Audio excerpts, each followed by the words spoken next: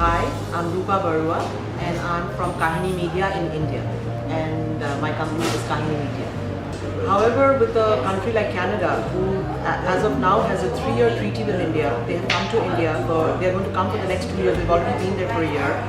They're going to come for another 2 years, and they're looking at talent, which is commercial, but at the same time, it's it's more global cinema. It's fairly independent.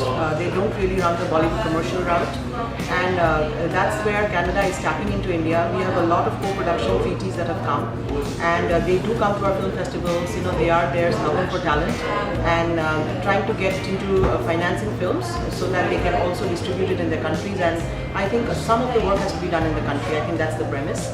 But it's very good for us because we do get a chance to then work with the Canadians and kind of play off each other's strengths. So I'm very happy. I made a feature documentary which is going through the festival routes right now, and it's a 1 hour. It's a 1 hour long documentary. So as you can well imagine, it took quite some time to shoot and also some time to edit.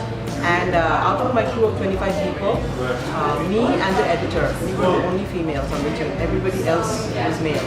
Now when we came back and I looked for an editor, it was interesting because a lot of the editors that I was pointed to, and I was pointed to some of the best editors in India, and they all ended up being women. And then I slowly found out that women are way more detail oriented when it comes to editing. My editor, Hemanti Sarkar, looked through my footage. I had 100 hours of footage. She is one of India's top editors, and she spent a month just looking through the footage, renaming every file and putting search tags on it. So this level of detail that came from her, I don't know if I would get it from a male editor, and I'm just telling you my experience.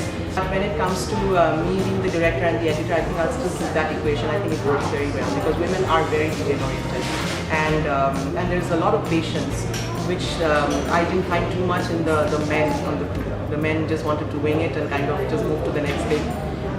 But Hemanti had a lot of patience, and it kind of worked with me too. I'm a little bit like the men in that regard. I try to, do a lot, and she just sit me down and like walk me through the edit. So yeah, that's my little experience.